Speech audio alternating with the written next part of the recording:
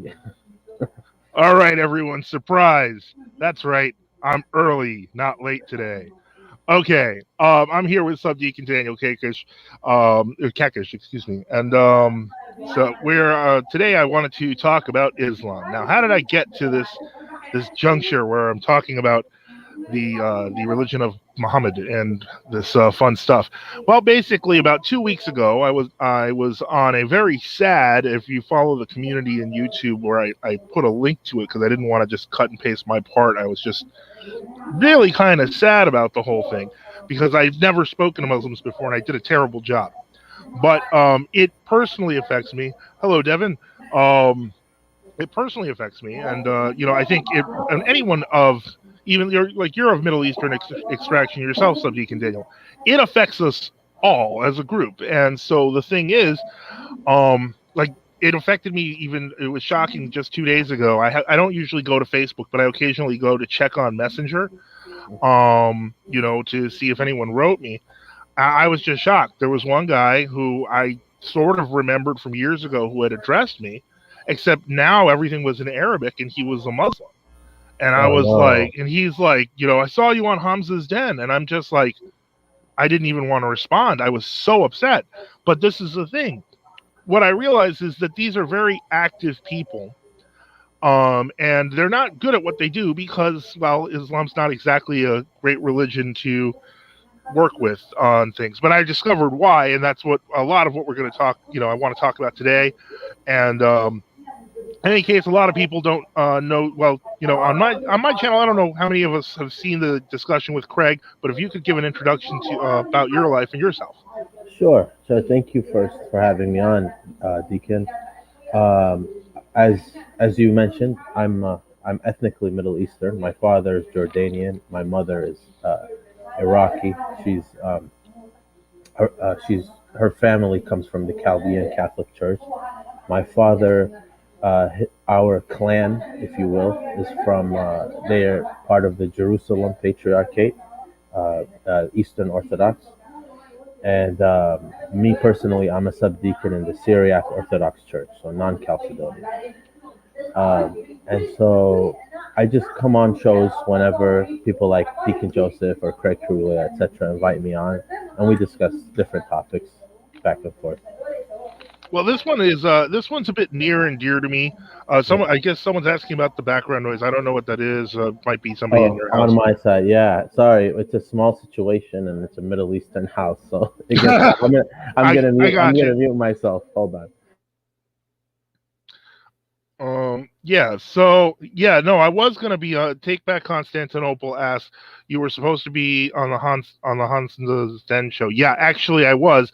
I actually was I tried to. I wasn't intending to debate. I was intending to find out what time the show was on because of the fact that I had been waiting there for an hour. And unfortunately I got roped into something I wasn't expecting. So I showed up there and they were confused at some points, but ultimately they weasel worded their way out in the discussion. And then basically I had to go pick up my son. I was already late. I just got mad. They said, well, 2 weeks from now. I'm like, okay, fine. I'll be here in 2 weeks. I don't care. And I could that it actually had a very awful it was really an awful experience for me over the past couple of weeks because what ended up happening was, first off, I don't lose debates much. And so the thing was, I wasn't expecting to get blindsided the way I was. And it really kind of took me back. Like I was talking to myself for a couple of days and just really, I went into a great kind of a spiral of doubt, like doubting myself is what I was saying. And I didn't go back to the fathers on an answer. And it was about the fig tree when our Lord curses the fig tree. And I had never thought that one through. And so I went back to the fathers on it and I realized, wow, there's a really good answer. But it took me a while listening to hours worth of air supply. Um, but the point is, eventually I felt myself come back and I said, you know what? We're going to do the right answer. And then these guys canceled the show. I heard through the grapevine I heard somebody say something that maybe Jay Dyer would show up, and I think that might have actually scared them. They came up with some excuse like EF Dawah was down or something. I don't even know what that is, but like they couldn't do the show. I'm like, oh, well, whatever. So I'm like, I'm going to do a show anyway. And we're going to talk about Islam. We're going to talk about what's wrong with it. We're going to talk about how it affects people. And because both, as you know, Sbdcn Daniel has mentioned, he's part of the Syriac Orthodox Church. And of course, as an Orthodox, an Eastern Orthodox Christian myself, the point is Islam doesn't like either of us.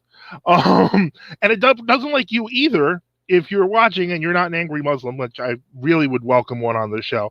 But it doesn't like you either. And so, any thoughts on that, Sbdcn Daniel? Yeah, Deacon, I just wanted to ask you. So you mentioned the fig tree. Are you talking about the different orders that are mentioned in the gospel, like regarding the narrative of how the story happens? I'll tell you what it was. What Okay. happened was this. Out of nowhere, because it was just spiraling out of nowhere. First it was the Trinity, and then they brought up shirk, and somebody said, what about the fig tree? No one knowing the day or the hour. Then somebody said, what about the fig tree? Why did he curse it? Now, here's the thing. If you're familiar with the patristic reading on the fig tree, we know why he cursed it. But I was not, because when I converted to Orthodoxy. I converted in a very weird, immediate way. So I had a lot of answers to Roman Catholics, but stuff that I didn't think about didn't occur to me. And so I hadn't thought about the fig tree basically since I was 16 years old.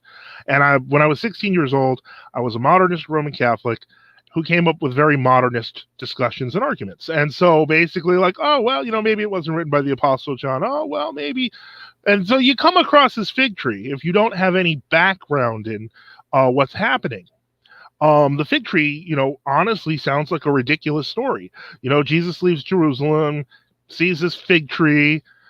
There's no fruit on it. He curses the fig tree. He's hungry.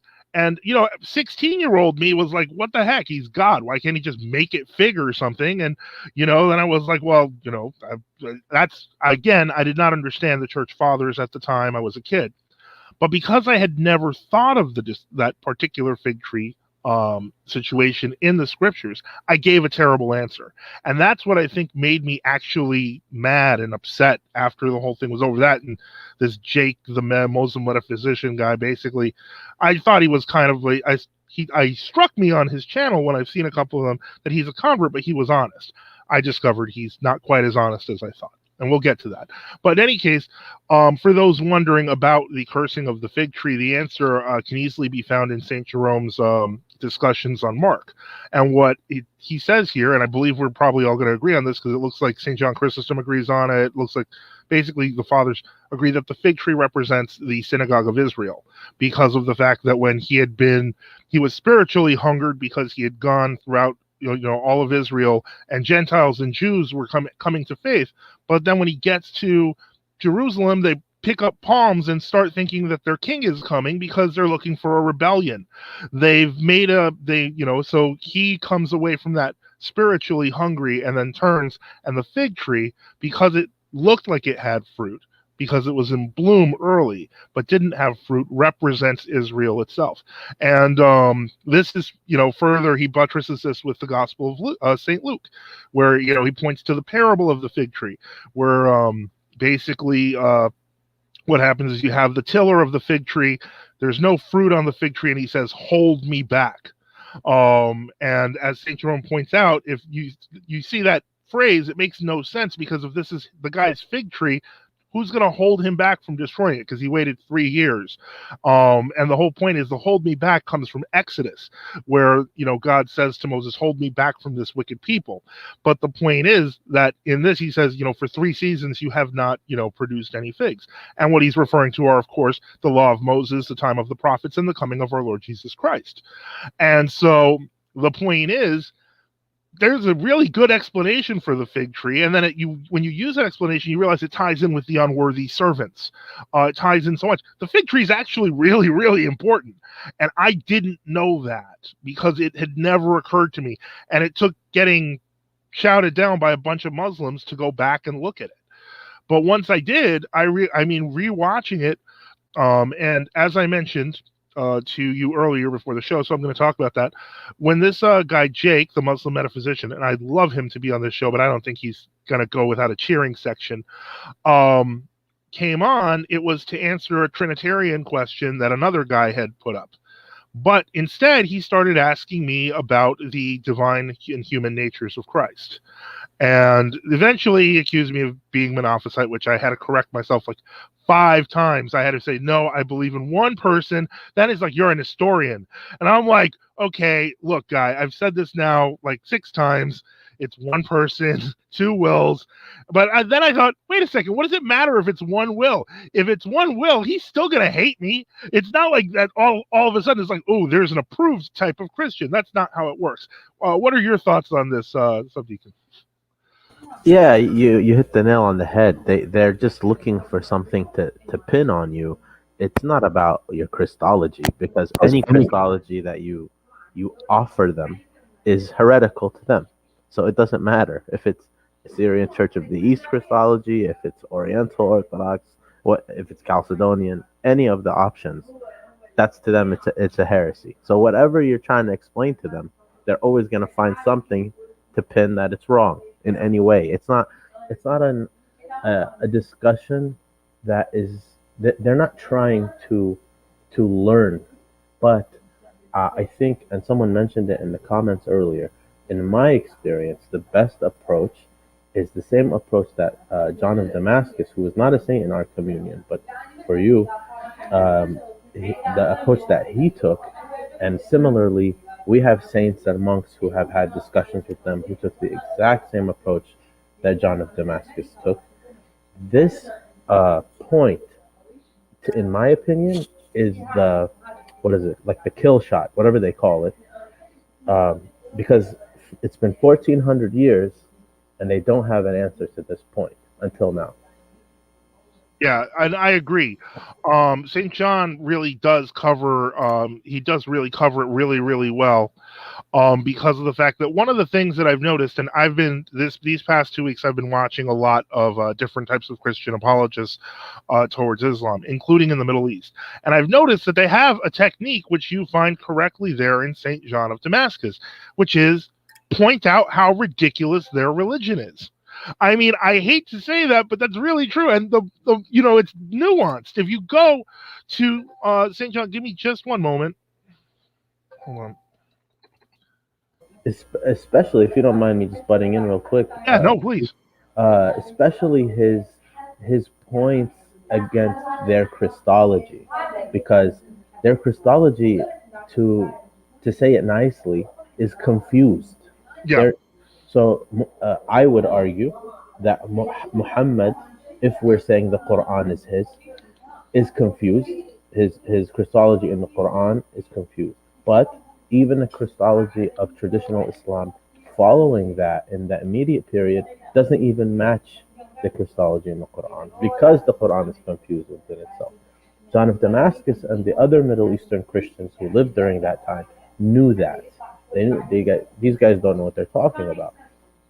Yeah, so then, and go ahead. So sorry, Deacon. And then so when they would respond, when the Christians would talk to them, they would talk to them about how is God outside of time and unchangeable, yet creates a word, meaning, like John of Damascus said, was he mute and then he wasn't mute? Was there a time in his existence that he changed from one thing to another thing? And then their reply to that would be, well, that's his attribute. Okay, so you're admitting that the word is uncreated. If you admit that, well, in traditional Sunni Islam, you have multiple uncreated things, because they believe. Sorry, Deacon, if I'm going too long. No, please. They say they believe God is corporal, unlike us. The Sunnah believe God is corporal. The Shia, like us, they believe he's incorporeal. So wait, so the Sunni believe that he has a body? Yes, and he has 2 right hands. Like that's like the Mormons. Yeah. So so that and not only is he corporal, but that he sits on a throne, and the throne is uncreated. Okay, if the throne is uncreated, is the throne God? How does the throne exist? You can't say the throne is an attribute. Yeah. What are you going to say about the throne? And they say the Quran is uncreated. Okay, they can attach that to the word, right? But then they say the thing that holds the Quran in paradise is also uncreated. So how many uncreated things are there? And then are these all attributes? Well, the worst part I read about in all these things. I've read way too much about Islam, and I'm trying. Maybe this is the episode where I get it all out of my system. But one of the things I read about was a lost part of the Quran that was eaten by a sheep. Yeah, and this is in one of the hadith. So that would mean if the Quran is uncreated and now this animal has eaten the Quran, then the animal is now united to uncreated, energy, and there's this immortal goat wandering. But it just the whole thing starts to get ridiculous.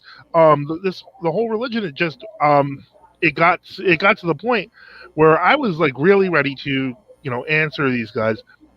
And if I might even try to message this Jake guy. I don't think he'll ever come on because of the fact that he needs that crowd. Because I noticed that one of the things I'm good at is somebody asked, should people eat Qurans to partake of the divine attributes? Well, I mean, it worked for David Wood. I guess he's deified now because he ate some of the Quran on YouTube. So who knows? The goat is uncreated. Yeah, and this is just the tip of the iceberg. We're not even talking. This is literally just the beginning of it. Like it's so that's one of the things that I wanted to talk about. And it's funny because I have a very weird background, and if I'm just going to talk about the Middle Eastern side, most people know I'm mostly Hispanic because my dad is from Argentina, my mom's from Peru, but my grandfather was Lebanese, as I mentioned before. And now my grandfather was considered an apostate because he lived in a Muslim village. But he got the apostasy in one of those weird ways. Like apostasy is usually like people who don't believe, but they also have a thing about fleeing the field of battle. And so I guess he was like an imam in training or something, and there was some regional war going on in Lebanon, and he realized they were going to put him on the front line, so he fled to France, and that's how he met my grandmother, who was Roman Catholic, and they had my dad. And so, my dad, by contrast, wanted to learn his family history. So he went to the Middle East and he went to his home village where they told him to, convert to Islam. And I realize I'm bringing this up because of the fact that some troll, that he might have actually had his facts right because I met him. And this was around the time when I had first converted to Orthodoxy. And so I get a call from my dad in the Middle East and he's like, I've become a Muslim. I'm like, really? And so this, I'm like sitting here like, okay, so you're a Muslim now. That's horrible. I flat out said that because I thought that was horrible. And he's like, oh, well, I'm busy. Got to go. So I saw him a few months later and we're having a beer. And he's sitting here like, hey, Dad, are you still a Muslim? And he was like, well, no, I kind of quit a day or two later. I said, what do you mean you quit a day or two later? And he says, well, apparently I said, what's the next thing to do after, I didn't know what a shahada was. So, but in any case, what's the next thing to do? So they said, oh, you got to go on the Hajj. And he was like, oh, that sounds nice. I love traveling. And so they're like, well, they have this package for $10,000, this package for, it was like less than because, inflation. But the point is, he's like, oh, forget it. Your religion's all about money. Because my dad was basically kind of an atheist who didn't trust any religions. So by the end of this, now he was like, okay, I don't believe he told his family that in the middle of the village. He probably just said, oh, I'm broke, guys. But the point is, he was out as quickly as he got in. So I have a history of apostasy in my family, but I myself was raised a Christian, so I don't have that problem. Thank God you were raised a Christian. Amen. Thank you. And I want this on Buckled Crane here on the chat. He said something on how Islam was influenced by Christianity. If I could, let me just put a little insight in his question because I'm in Craig Truglia's Discord with him, and I don't know if it was him or someone else who asked a similar question yesterday. But they actually said, how was Islam influenced by Saint Ephraim, the Syrian, and the Syriac tradition in general, pre-schism, right? And I would say once someone opens that door of seeing the influence of Syriac Christianity in Islam, which they have no clue about, that will be the game changer for the rest of Islam's existence, because they will see that there's nothing original about them. that everything, all the good things at least that they have, they took from Saint Ephrem's poems, his description on paradise, his understanding of what they think it means 72 virgins, but he's actually talking about grapes, um, and things like all of these things from his poems that they don't know they're from his poems, and also in his commentary on Hebrews, his Christology and the way he words things is poetic, and they took it in a totally different way, and they don't know any of this. So, and the Book of the Cave of Treasures is this obscure Syriac writing, like apocryphal Syriac writing, that talks about the beginning of creation in Genesis through the rest of history, and so much of that you see in Islam. So once Muslims look into this, I wonder what would happen. They just don't know that it exists, but the reason why it exists is because Muhammad's teachers were Nestorians. Waraq bin Nawfal was a Nestorian bishop or priest. Rahib Buhaira was a Nestorian monk. Khadija was the sister of Waraq bin Nawfal, and that was his first wife. She was a Nestorian. So the influences on him come from Nestorians who, as you know, have vestiges of Syriac tradition. They're part of the greater Syriac family. So uh, I think once someone makes those connections, once it gets out there that this is a thing, that there are these connections, there's so little scholarship on the subject that once it's open, I think that would be a game changer because they're looking at all this stuff as coming down directly from heaven, right? They don't know that all of these pre pre-existing things have been influencing them. Not just us, obviously, Jews. What do they call it? Mandaeans, the John the Baptist Gnostics, the Manichaeans. All of these groups, Islam is like a mix of this, and the pre-Arabian, the pre-Islamic Arabian, the pagan religions, of course, too. Yeah, no, I absolutely agree. And I think, and this is part of the reason why there is such a growing number of people leaving Islam. I think the reason is because we now live in an information era. And what I've noticed, and this is just in the historical trajectory of Islam, is that it seems to have to rewrite history wherever it goes. And the most recent example of this, which really actually just makes me upset when I think about it, and that is the synagogue of Dura al Europos, which I've brought up before as a great example of non-Christian use of iconography among the Jews. And when ISIS came in, they literally just destroyed it. And the whole point is, because we now live in an information age, we still have pictures of it, we still have video of it, before they destroyed it.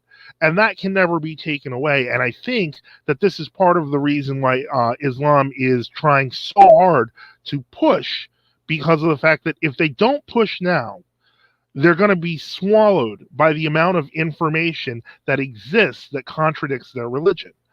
And this is something that I don't know if you watch my channel much. I doubt it because no one does. No, just kidding, guys. Anyway, the point is that I did a thing about reading the Quran, and I got up to the second book, which is the longest, the cow, and I read through it and I slogged through it. And it was awful reading the rewrite of history, especially the history of the Jews. It was just ridiculous. And but as I got to a part where I was like, I really can't take reading this thing anymore. There's a whole bunch of verses on doubt and how you cannot doubt. You must never doubt the messenger. You must never doubt Allah, so on and so forth. And that for me was weird. And it got weirder once I debated these Muslims and I was doubting myself, and I started to realize, wait a second, doubt is normal. St. Thomas doubted, and that doubt brought faith, according to, St. Gregory the Great. He actually says that the doubt of St. Thomas brought more faith to people than the faith of the other apostles. And so basically I was like, give me 1 second. Oh, hold on. And so, basically, I started realizing, I decided to look up, Islam and doubt. And I started realizing you're not really allowed to doubt at all in Islam. You must assume this is true. And even though they don't like saying it, like there's like these, these new blogger type people that try to make Islam look hip and cool. But when it really comes down to it, either A, you're a really bad Muslim because, music's bad, photography's bad, wine is bad, all these things are bad, but except for like, doing bad things to people is occasionally good if it's for Allah. Naming your teddy bear Muhammad's bad. The point is there's a lot of bad. And the point I'm trying to make is that a lot of what these pop apologists, these Dawah people do is they try to make Islam look palatable. Even on that show that I was on, that Hamza's done, the guy runs a fantasy Premier League. And I'm like, technically, I'm pretty sure Islam's also against gambling. But the point is, so the worst part is that these people are totally misrepresenting their own thing because, as you know, from having that background, they're a little more difficult than that once you get over to the old country. It's not the same thing. Yeah, absolutely. And this is why I was saying earlier about the difference in once, and maybe, God forgive me if I'm misjudging. I think that it might be too late.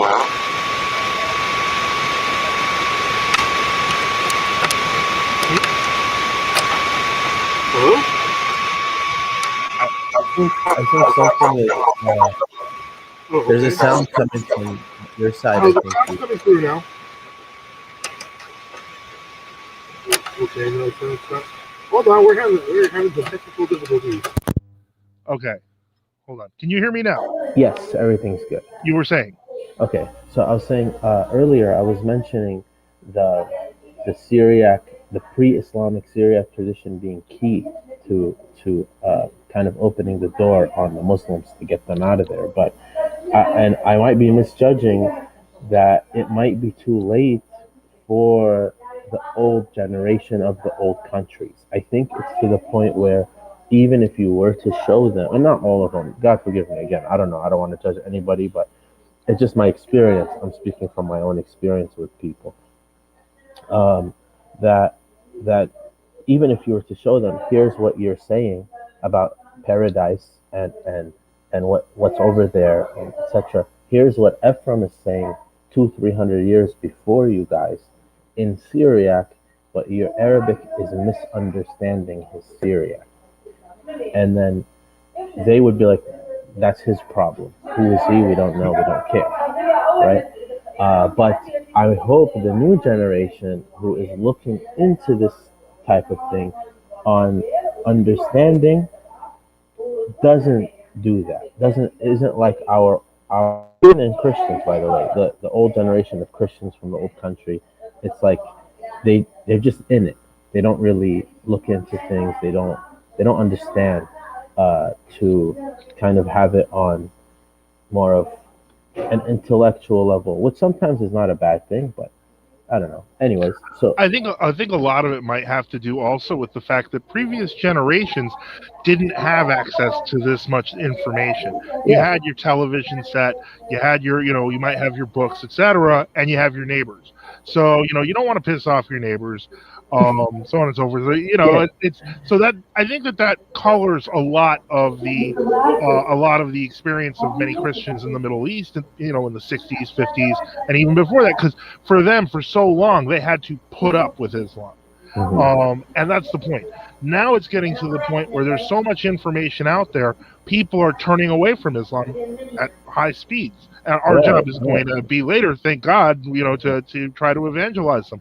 But the point is, that pressing question of doubt, I think, is really what does it. And that's a very good point. If you pointed this out, say like the writings of Saint Ephraim to your average Muslim, you point it out to them and you point out the differences, that creates what's known as cognitive dissonance, and that creates doubt. And that's where they're going to run into that brick wall, and you have to kind of be like, well, that's because, the reason you can't doubt it is because it's so blatantly false. Yeah. And just to give the viewers some examples of what I'm talking about. So, Saint Ephraim in his commentary on Hebrews chapter 2 verse 8 and 9, The Syriac, for anyone who doesn't know, the Syriac New Testament, it's called the Pshita, Yeah. Pshita, which means simple. And the Syriac reading of this verse was unique in comparison to the rest of Christendom. In the Greek and the Latin, it reads what we normally see today in average Bibles. Um, the Syriac reading was more theopaskite on this verse. It said, um, uh, "For by His grace." This is the second half of that verse, and I'm translating. By His grace, God tasted death on behalf of all people. Okay, this is the Syriac reading, and Saint Ephraim uses it in his commentary on Hebrews 2:8 and 9. So here in his commentary, he says, God appeared to die. He looked as if he was dead, meaning the humanity died, not the divinity. Right? Very easy to understand that. So we're looking through St. Ephraim's commentary. He's explaining it very clearly. But he uses terms that are close to the cliche Arabic Quranic answer of Shubbiha lahum, he appeared to Jesus of Nazareth appears to die, but he doesn't. Oh, so this is where that's where the legend of him disappearing in the Quran happens. Yeah, okay. So they totally misunderstand Ephraim big time. Wow. But they don't know that they're misunderstanding Ephraim because they don't know Ephraim said that. But this is all trickling down from Ephraim, and then Nestorians have parts of Ephraim, and then Nestorians give it eventually to Muhammad. Muhammad is an illiterate Arab. He has no idea what the heck they're talking about. He can't read, yeah. Right.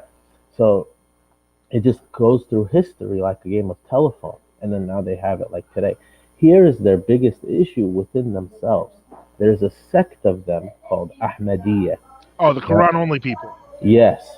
This sect claims that Jesus did in fact die, and that they show this verse in the Quran that says, "Lamma tawaffaytani," where Jesus is talking to God, and Jesus is telling him, "When you allowed me to die, lamma tawaffaytani," so and so. So then the Sunnah have a big issue, because what else does tawaffaytani mean? If it doesn't mean killed me or allowed me to die, that's what the word means. So that's like the nice way to say pass away, but in the past tense. Wow, so, I didn't even know that part. So yeah. He does actually die. Well, they're super confused about it, because the Sunnah for their whole tradition have been saying that he didn't die, and the Shia have gone along with that.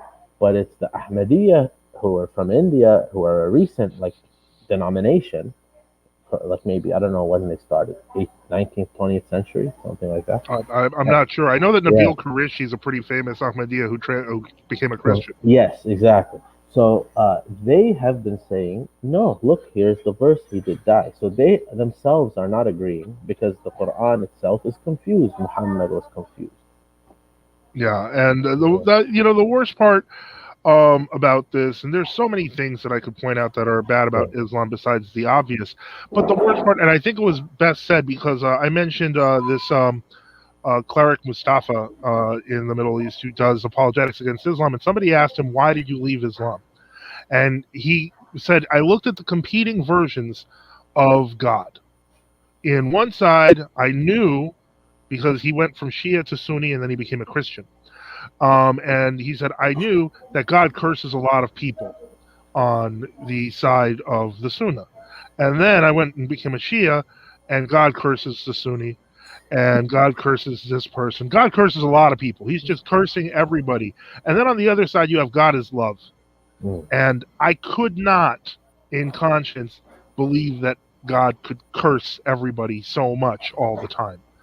And I was like, that was a mind-blowing moment for me, when you realize that however well-meaning these people are, and there are some well-meaning Muslims, even some well-meaning Muslim, publicists, so on and so forth, but their God is vengeful and hateful, and everything is always angry. He's only happy when, bad things are happening to other people. And so it's a horrifying thing. Even the term martyr. When we use the term martyrs, when Christians use the term martyrs, we literally are talking about people who witness to Christ. And when they use the term martyrs, it's usually for people who are killing people. Yes, yes. They their whole and if they're being honest, they would tell you that their religion is not intended to be a standalone. It's intended to be part of a state. So their God, correspondingly, is the tyrant of this state in which their religion rules. So it's called Deen u Dawla, religion and state. It's Okay. inseparable. The first time in history where Islam is no longer a state is at the end of World War One, when the Ottomans were disbanded or whatever you want to Yeah. call it. So When they finally fell, yeah. yeah, so this is the first time in Islamic history where there's no actual state that is even pretending to be a caliphate, which the Ottoman Empire was just pretending. Um, so they have they're at a critical point in their history, and it can make or break them.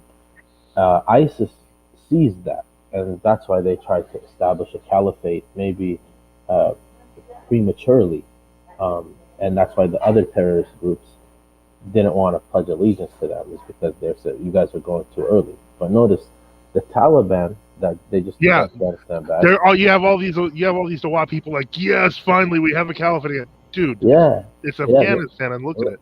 right. The Taliban though is not even pretending to be a caliphate.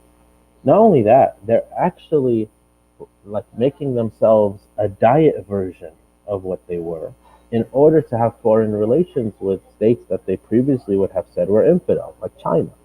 And ISIS, they're the ones, by the way, who did that airplane attack when that happened. No. The one in Afghanistan, I guess the airport against the American soldiers. I forgot what date it was. Just recently, maybe a month ago or so. You know which one I'm talking about? Yeah. Okay, so the reason why now there's this fight between them is because ISIS is taking the mantle of this kind of what do you call it? Like this primitive, orthodox, original version of when, like the original Muslims or whatever it is.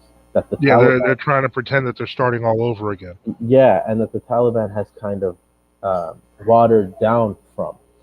So now it's there's a tug of war that's happening in Islam right now. That you have the one side of ISIS versus subjectivism, or you leave and then you convert to something else. And I think that, and the reason why the danger comes in is because there's no church in Islam. There's no authority, the divine instituted Yeah. authority. They don't believe in that. So there's no one to come out and say what the correct interpretation has always been, like we have. So then you have this situation that they're living in, this whole mess that Islam was never. The fathers didn't expect it to last this long. No, I mean, if you look at how St. John writes, he's writing like, oh, this is some ridiculous little sect, and then he had to move Yeah, like 4 times just a bunch because of they kept raiding things. his. Exactly. Yeah. No one expected it, but it worked back then because, again, the flow of information was much more controllable. You could destroy a church and then say, this mosque was always here. You could erase history. And that is not, as far as I can see, that's not really possible anymore. That's not really an option. So Right. you have all these people, and this is where you get, I've noticed a lot of these Dawah apologists will end up kind of stuck, is because of the fact that they're almost like it's almost like dealing with communism. Like, there wasn't a real communist state, but real communism is gonna be perfect. And that's exactly what they say about Islam. So that's why a lot of people were cheering the Taliban. And the Taliban are, of course, as you mentioned, kind of a light version of the old Taliban. Even though they do still kill musicians and stand up comics now, apparently that's pretty sad. But because of course comedy is bad, and um, and you don't want to risk possibly offending somebody who then has to get their head chopped off and stuff like that. So you know, Yeah. uh, Yeah. It's interesting because you would think that after ISIS as a country fell, they would have kind of retracted the caliphate statement. but they Yeah. didn't, and now they kept it. They kept. I guess now they have successors of it going down. Um, and it's like it's to me as an outsider, it seems like a little bit of desperation, and not about them, but about Islam in general. That Because it's all tied together. yeah, and I think it's. I'm not saying it's dying in number, but I'm saying it's dying in the everyday common Muslim, where it just becomes a nominal thing because nobody really knows what it is. Like nobody knows, who do I listen to? How do I know what I? If you're a Muslim, who do you listen to? And how do you know what you believe is the right interpretation? You have all these schools of jurisprudence, all these schools of thought, no central authority. Um, are you under the Saudi opinion or the Egyptian one? And Or they rival each other. the Iranian one. Yeah, yeah. And that's and I think that it's a very good point. I think that what we're seeing is a really quiet sort of deconversion of a lot of Muslims. Like a lot of these ex-Muslims, like looking at their community, they don't want to talk about it because if they talk about it, there's penalties, there's problems with that. You can get disowned by your family, or worse, disowned. You're lucky. But the point is, so they've already grown up in that sort of atmosphere. They're like, I can't believe this, but I'm not going to say it. And the whole point is more and more people are now coming out and saying it. And that is going to be, I think that's going to be the great problem for Islam, probably within the next 30 to 40 years. I even saw there was some sheikh, I've read, some African sheikh, and he was talking about how, like, you better watch out, your children are leaving Islam. And the reason they're leaving Islam is because, well, one, if they know how to read and they have a smartphone, they're seeing a million arguments they never saw before. Mm-hmm. And, the point is, heaven forbid they even get to St. Ephrem, because if they get there, they're out the door. It's over. Yeah, that's it. And so the point is, let me see here. I'm gonna get to some comments because we've got a lot of comments. I'm gonna scroll up. So this one's good. Sbdcn Daniel, can you tell us more about the monk Muhammad listened to and recommended some books? Sure. So his name is Buhaira. We call him in Arabic Rahib Buhaira, meaning the monk Buhaira. You could look at it. I think he's available to search online. Buhaira the monk, or monk Buhaira. He's an historian monk. Some like what do they call it? The English, some English scholarship from the like earlier previous centuries, like 18th or 19th centuries. They say he was Arian. Some say he was an Arabian heresy called Nazarene Christians. Okay. We for the most part, according to our patristics, we're pretty sure he was an historian. And some people have said he was a heretic who left the non-Chalcedonian communion, but I lean towards the Nestorian position, and the reason why is because the Christology that is presented in the Quran has historically been reconciled with Church of the East Christology in context of getting the Church of the East out of trouble when it comes to Islamic caliphates at one point in time or another, when the patriarch of the Church of the East was to be in front of the emir or the caliph for a particular reason that is endangering his community, he would appeal to the idea that, well, Jesus, the son of Mary, is not God. God has a word who is united to Jesus of Nazareth. You see how this? Yeah, I can see where that. Yeah. Now, when you do that, that is easily reconcilable to what they're saying, because they have a verse in the Quran that says explicitly, "Kalimat Allah ruh minhu," like that Jesus is the word of God, but in a sense, in a way where they're understanding, well, it's not that he is God, but that he has the word of God in him. So, and then the Church of the East can come and say, well, that's what we've been saying, So in a sense, you kind of, I mean, I hate to say that, but it's kind of like a self-preservatory way of trying Yes. to, yeah. But unfortunately, I guess it just, it made Islam's understanding of Christianity even worse. Right. Okay, and let me see here what else we've got here. Okay, somebody said, Deacon, I know you brought up Jay Dyer earlier. He debated Sheikh Asrar Rashid. I don't know who that is. And somebody said, oh no, please don't make this a Dyer show. And it was good. I don't know if you've seen that debate. If so, you should watch it. And my thoughts are, how about bringing Sheikh Asrar Rashid for a debate once you know more about Islam? I'm going to be honest, this was kind of going to be the show where I got most of the Islam issues out of my system. If any of these Muslim apologists ever want to address me, I'll answer them. I have no problem with that. But I am not going to proactively search them out because of the fact that I find the more I read, the more sick I got. Like at one point, I told you I was looking up for the fig tree. I wanted to see if I could get an answer that would be satisfactory to Islamists. So I went into the tafsir. For those who don't know, the tafsir is a commentary on the Hadith, which is a commentary on the Quran, and they keep producing tafsir from what I understand. But in any case, I got to one tafsir, and it starts talking about Hamza, who's the uncle of Muhammad, getting, like, I guess he gets killed in battle. Really very descriptive. And then like some lady comes and eats part of him. And I start, that's what got me on the cannibalism thing. And then I found out, oh, you can eat your enemies if you're starving and you kill one. I was like, what? You can't cook them, but you can eat them. So I guess you have to eat them raw, which, I mean, don't get me wrong. I like raw meat as much as the next guy, just not raw human. And I'm pretty sure Christians don't eat people, but, that's what we're dealing with.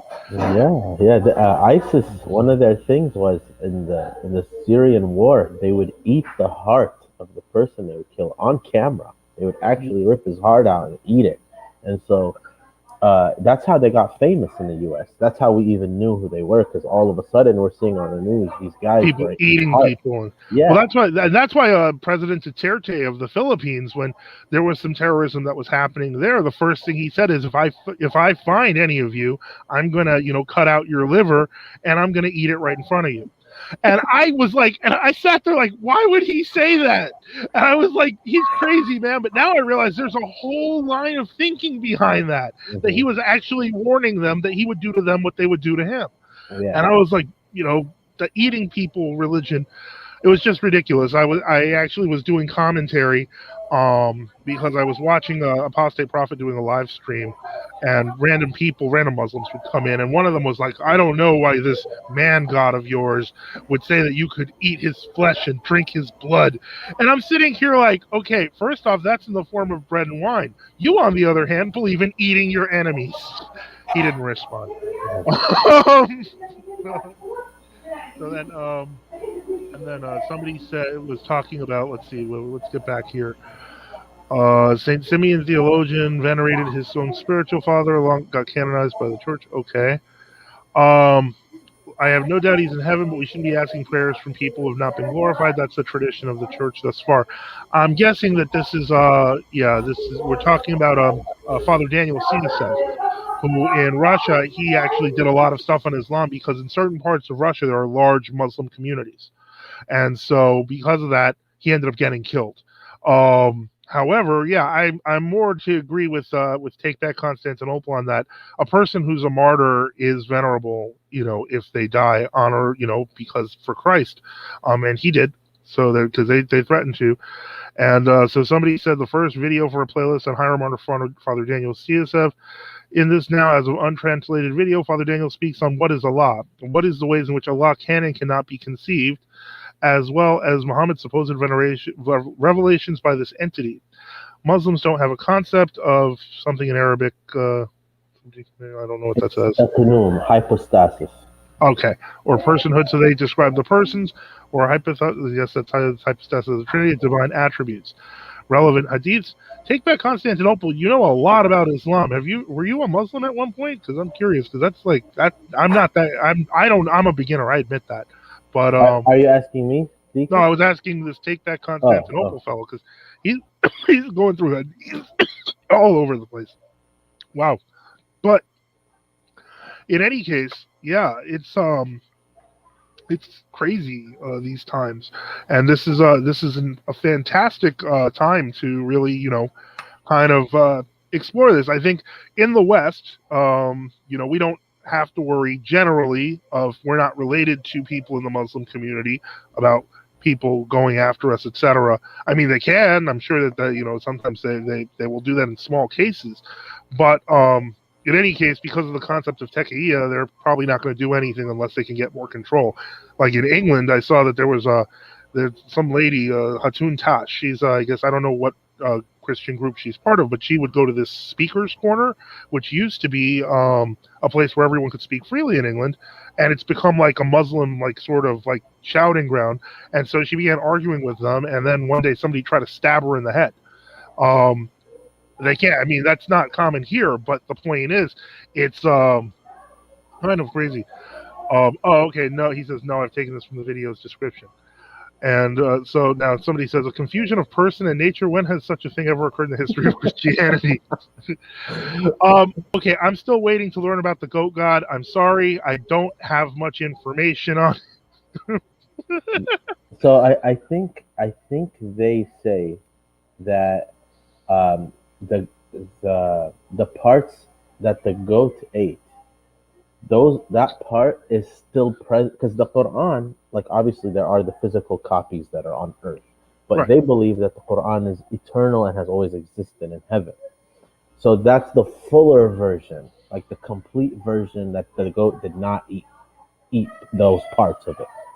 I know it sounds silly. I know. It sounds silly, but I understand where it's coming from. Learning more and more, there's what they have, the standard narrative, as they call it, which many Muslim scholars now are admitting has lots of problems. That the Quran was perfectly preserved. So we know that Uthman destroyed copies of the Quran that were already corrupted. How the question, of course, then becomes, well, how do you know he didn't destroy the real one? And so the point is, it's crazy, but it's true, and people don't think these through. And I think a lot of these Dawah guys are like, don't look at behind the curtain. They really don't want you to see this stuff. But I think that we need to open up the curtain. I think it's going to start out quiet. I think a lot of people are quietly leaving Islam, but eventually those people are going to start to want to talk. And once they start to want to talk, it's all gonna end. I'm seeing a couple of people. One person says, "I'm glad I left Islam for Holy Orthodoxy," and thank God, we're glad too. And someone says, "I'm glad I left Islam for Orthodoxy too." Okay, wow, this is great. We got some former Muslims in here. Yeah, thank God. I know that Skylar, who does the Orthologia channel, that's another former Muslim. There's more and more people, and this is great. Even when I was at my stepdaughter, and my son-in-law's wedding, the chanter was a former Muslim, who is now a seminarian. So it's kind of crazy. And then Buckle Crane says, also heads up, Deacon Sbdn, be clearful of Arabic terms like kayan or kian, meaning essence, being, or entity, not essence. So made this mistake. These are Syriac terms, not okay. Arabic, but Arabic borrows Arabized versions of these words.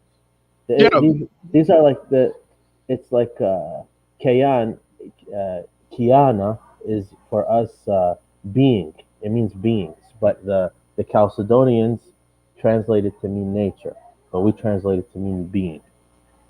Okay, yeah, I've learned a little bit about even the loan words that I've been finding. Like, I think the Syriac for God is like Allah or something. I may be pronouncing it wrong. Yes. Oh, okay, I got it right. Okay, because I guess Allah is a shortening of Al-Ilah, and so I guess like the Maronites, they just use Ilah because they don't want to even touch the word.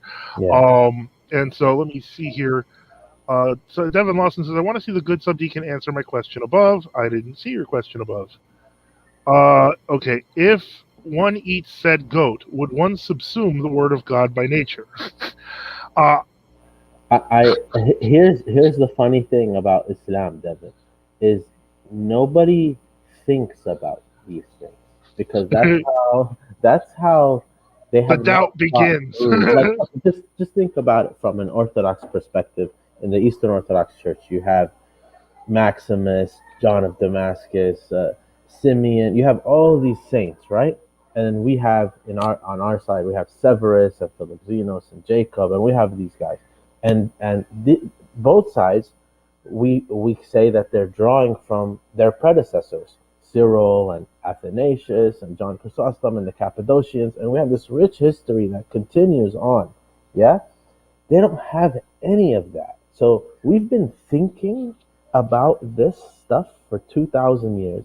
We've had councils and patristic tradition that have kind of set up for us this foundation and the the borders in which it remains. Whereas with them, it's so Arabian, it's so desert and willy nilly. And I'm saying Arabian not as a racist thing. I'm an Arab, so I can say that, no problem. I'm saying this for the You Muslims. racist. Yeah, for the Muslims who might say we're racist. I'm Arab, so uh, it's so underdeveloped, and not in a good way underdeveloped, like we say that to the Catholics that they when they go too developed.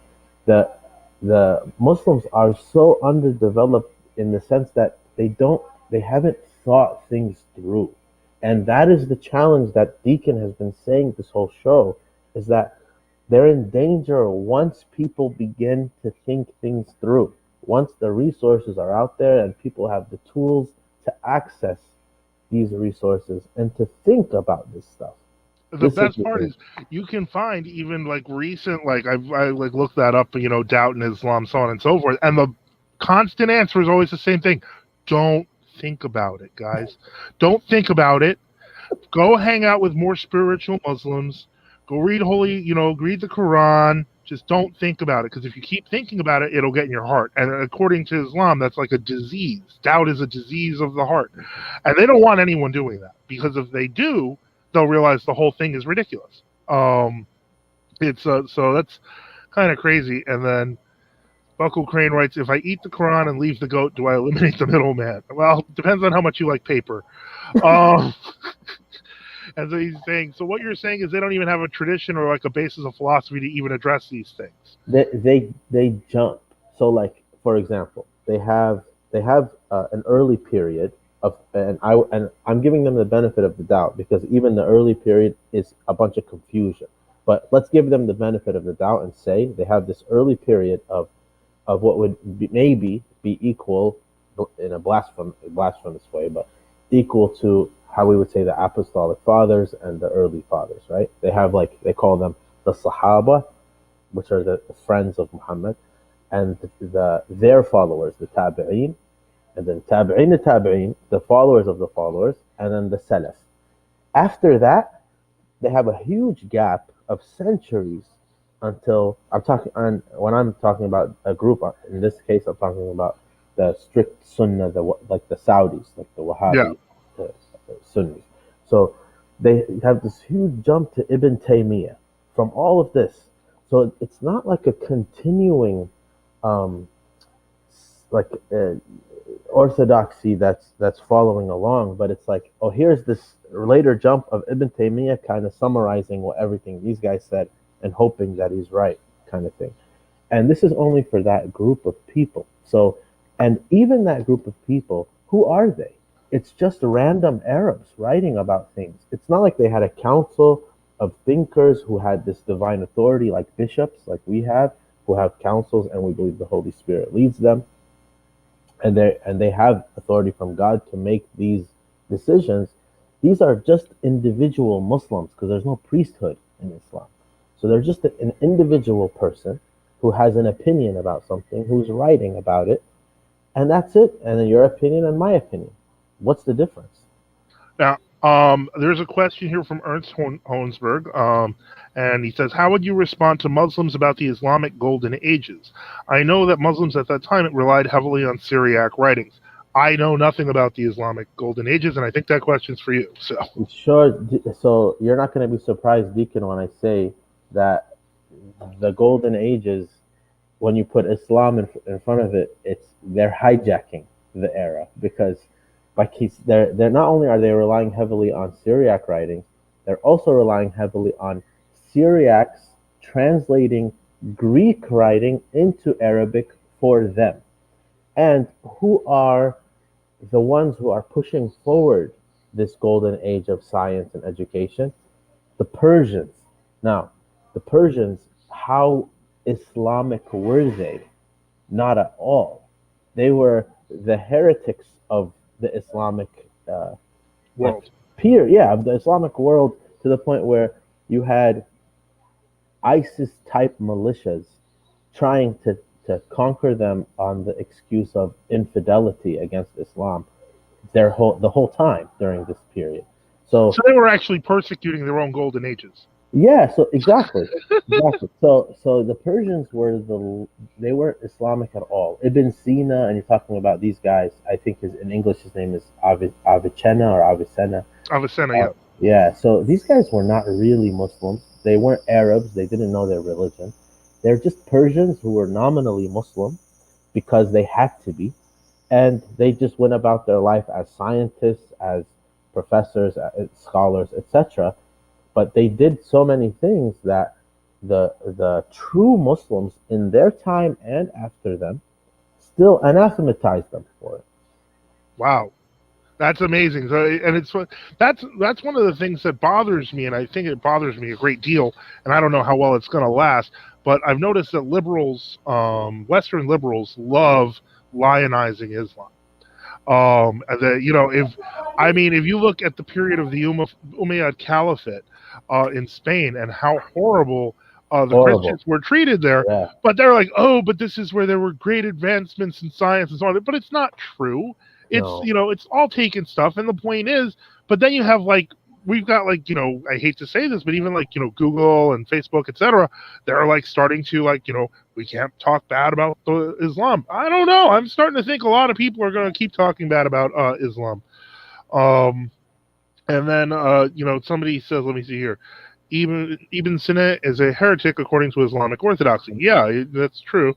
Muslims have really good arguments against atheists. That's it. I think you're talking about the Kalam cosmological principle, but that's really just a restatement of Aquinas. So I don't know that I follow that. But in any case, let me see here. Then Devin Lawson says you have the Apostolic Fathers, and then you hit Wycliffe, then Luther.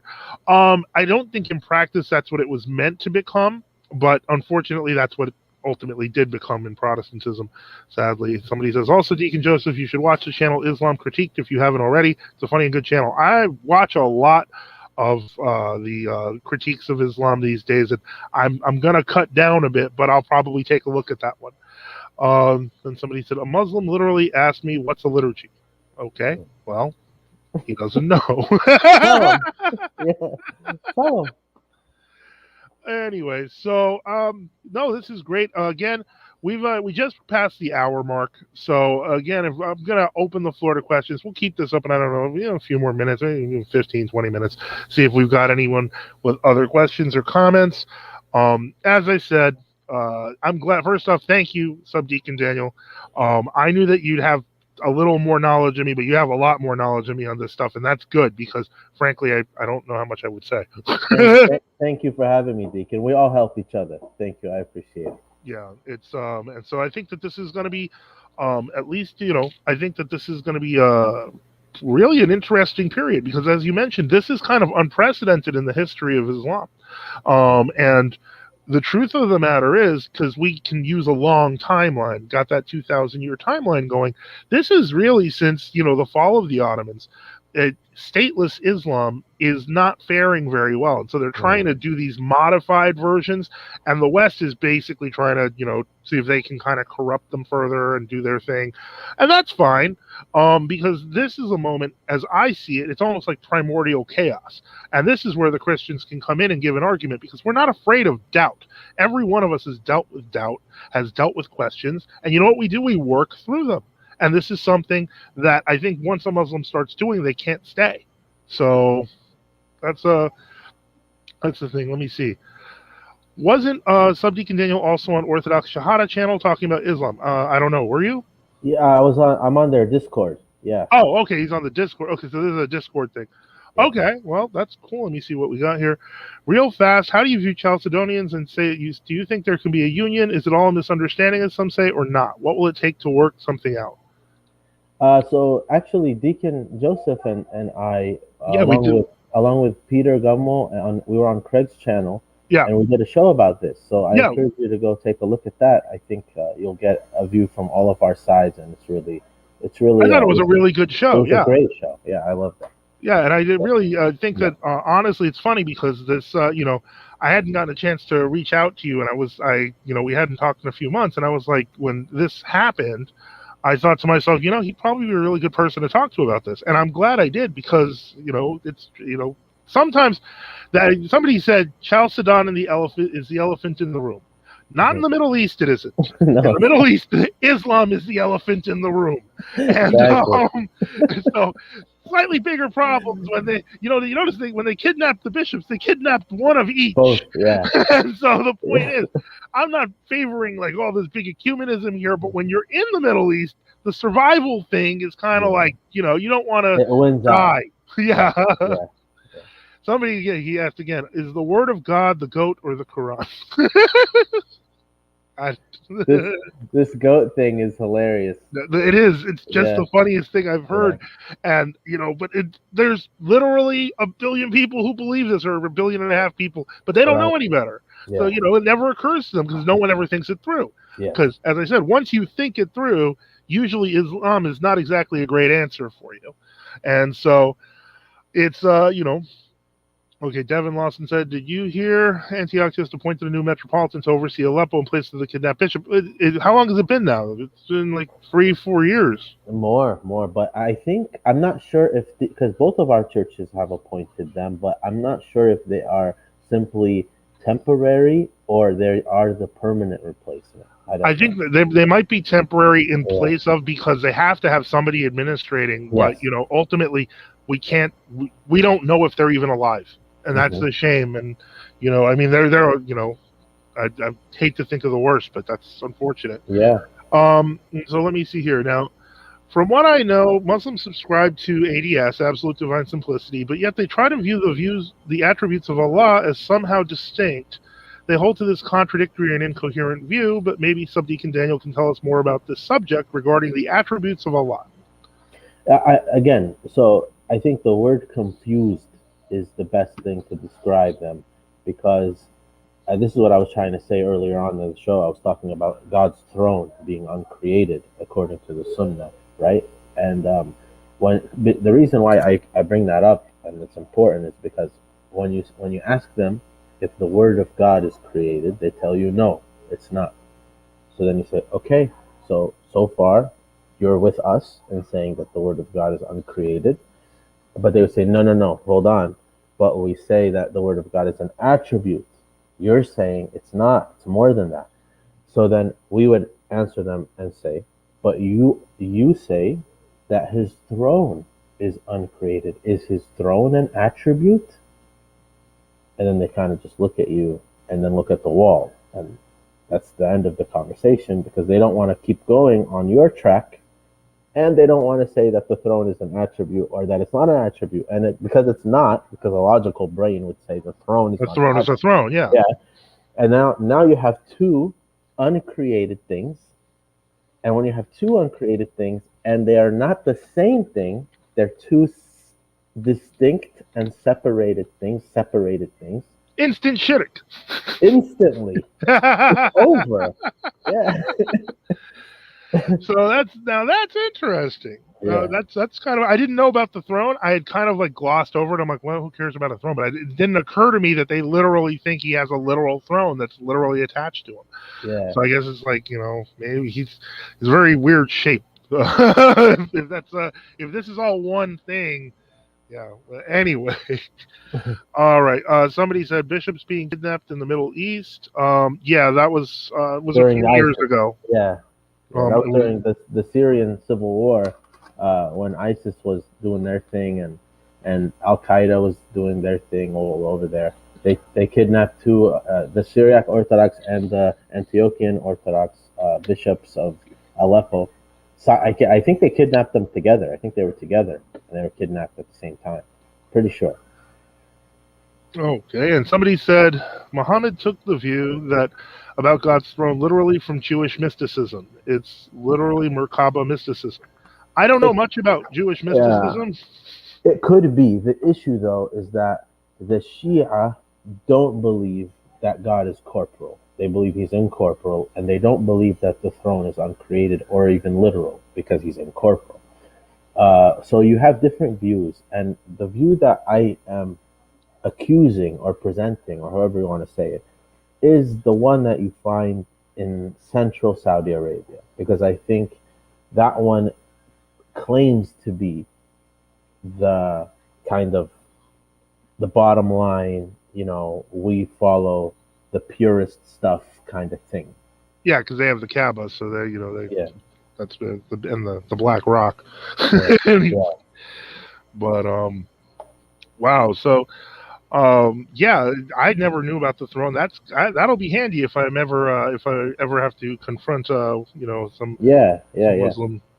But it's yeah. So there's a lot that can be there's a lot of different directions when you are discussing something with Muslims that you can take it. And I mean, I found just going for the literal, like, well, here's why your religion's crazy, seems to be very effective. But Yes. I mean, the throne is really useful because if you can produce instant shirk in a Muslim, you've basically ruined their day. So but that's only for Sunnis, guys, which are the majority of them anyway. So that's Yeah. Yeah. let me see here. Honestly, I'm no ecumenist, but if I got kidnapped by Muslims with an Oriental Orthodox, I'd stick with him like my own flesh and blood brother. Yeah, For sure. you probably would, because you'd be dying with him. Yeah. But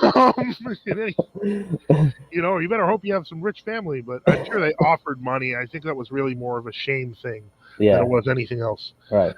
And so somebody says, "How can you understand the goat if he is the word of God?" And we're not even going to touch St. John of Damascus with the camel, because I went and looked that thing up. Oh yeah. The camel, the immortal camel that only Yeah. begotten, that got killed, and then there was a little camel, and the rivers of milk and honey, and oh wow, so That much. to me that's a destroyer for them. But their answer is John didn't know anything about us, or because we don't have such a story. But in truth, in my opinion too, I think they did have it, but he destroyed them so bad that they had to pretend like they never had that. They don't know what he's talking about, kind of thing. Well, that's the funny thing, because he starts Yeah. it out pointing out that Jesus is like the son of Moses' sister. Yeah. And then, but that this is one of the things I looked up, because I was very curious to see how they'd respond to this. And of course, they'll respond in a very uniform way. There's some hadith. He's like, well, they asked Muhammad, some monks came to us and pointed this out. And he's like, well, many people had holy names in history. And I'm like, oh, how convenient. So, suddenly the daughter of, Joachim and Anna is now the daughter of Imran and Anna. And it's just a random Imran that happens to, it's just miracle of reinterpretation, I'll tell you. Yeah. Yeah. Let me see here. Somebody asked, do you think Hamza will have you back on his show? I don't care, because that's why we're doing this show, because he had his chance. Supposedly there was this 2 weeks I waited. I got frustrated, had to deal with this whole personal kind of shaking out with Islam. And then he canceled today, the same day. I was like, no, I'm going to talk about Islam. It's not going to happen. No, it's not, because they can come here. You can come to my den. And, not all four of you at once, because I noticed you need a cheering section, guys. Is the video with you still up? Yeah, it is. It's the last video in the series, and I have a link to it in the community. It's basically an hour and a half in, most of which I spent in a waiting room. And then I was just going to ask, what time's your show on? And it turned into a disaster. But, yeah. As I said, I have no problem with confronting them in the future, but I'm not going to go chase after them. It's not worth it. Imagine if the two bishops knew each other before being kidnapped. That would be funny. No, I would think they would know each other. They were in the same city. They were friends. Yeah. So it's not funny. It's kind of sad. Yeah. I did talk about with the Muslim and Jake the Muslim metaphysician. Well, that's because here's what happened with Jake the Muslim metaphysician. What happened was this. I started talking to them about the Trinity, and they asked me, and they try to go with the law of non-contradiction. And I'm not Jay Dyer. I'm not a professional philosopher. So I tried to explain it as simply as I could. And as soon as I did, there was a young guy there that was making the argument. He's like, this sounds like shidduch. And I'm like, okay, what's shidduch? And I had to learn, association, stuff like that. But then he's like, I know this guy, Jake, the Muslim metaphysician, if you've ever talked to him, which I hadn't. But somehow, I guess, like a half hour in, while I'm arguing with them about the Gospel of John, Jake the Muslim metaphysician magically shows up. So I'm like, okay, now there's 4 of you. And I was ready to go pick up my kid from work. And, I'm like sitting here like this is really getting bad. And that's actually what inspired me to reach out to Sbdcn Daniel, because they basically started arguing, well, are you on the Alpha side, so on and so forth. They don't care. And so I was like, I'm gonna call on Sbdcn Daniel. He probably has a lot to say. And it's, I'll say this was probably better for me in terms of shaking off the dealings with Islam than going on Hamza's Den. I don't want to waste my time with them. They can come waste their time with me. Let me see here. It's the most recent episode of The Arena, which was 2 weeks ago. So you can see it there. I'm not even going to say I did well, because I didn't. I was a mess. As I said, I gave an argument for the fig tree from being a 16-year-old modernist. It was terrible. And I deserved what I got. I deserved to fail. And the reason why is because maybe I had just gotten a little too cocky. And I needed to get a little more humble.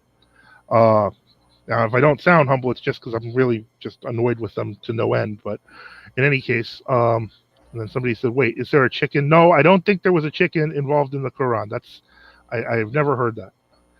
And somebody said, I really dislike taqiyya. Yeah, us too. Anyway, it's and there's only one I know of, one Muslim apologist, which is really funny. Because he's like full non-taqiyya. He's just like, yeah, burn the infidels and stuff. That's Daniel Pikachu, Hajikachu. He's a Turk of some kind. But in any case, the point is, he's like an American convert who lives comfortably in Texas. When he got confronted on the question, if you want Sharia so bad, why don't you move? He was like, nah, I really like it here. It's just really sad. But I'd say that he's like a guy who dislikes taqiyya. But the problem is, he calls himself the Muslim skeptic. And as we have established here, I can pretty much point to a bunch of hadiths and a bunch of other things and the Quran itself. You can't be a Muslim skeptic because you can't be skeptical on anything that the Quran says. And so the point is, it's ridiculous. It's just ridiculous. And somebody said the most funny I find is Ali Dawah. Yeah, if you find, he's literally talking about killing apostates on his channel. If that's, he's funny because I think he wears makeup and like a little bit of the eyeliner there, and he screams a lot, and he has this really high British accent. I can't watch him because to me it sounds like a screeching cat, and and so that's just sad. But it is it true a cat won't walk on the Quran? Well, I don't know. I never tested it. Buy a Quran and buy a cat and put them next to each other. But don't film it, or Yeah. Unless you want a bunch of angry Muslims in your chat. I'm surprised I don't have one yet. But anyway, maybe they self-censored. I don't know. But anyway, all right. So we're hitting, we're just about hitting, the 1 hour and 20 minute mark. Any last questions or comments? Because I think we're going to close up. This has been a great show. Again, I want to thank you, Sbdcn Daniel. Did you ever make that channel you were going to make? We're waiting on like formal clergy approval before we start, but we're ready. Oh, that's cool. Yeah. I understand you guys. That's the process. Yeah. And somebody's like, bring me on the show. Well, Devin, we're kind of hinting that the show's going to be over soon. But maybe next time. Next time I will do it. If you really want to be on the show, I have no problem with it. And someone's like, 40 more minutes. No, it's not up to you. All right, guys. Seriously, though, no, I'm glad that we were able to talk about this. I'm so glad we had Sbdcn Daniel on because, Thank you so much, Deacon. I really appreciate you bringing me on. No problem. And in that case, thank you, everyone. Have a great feast of Saint Frost and of Alexandria, and have a good night, everyone. And don't forget, Al-Masih Kam. Hakan Kam.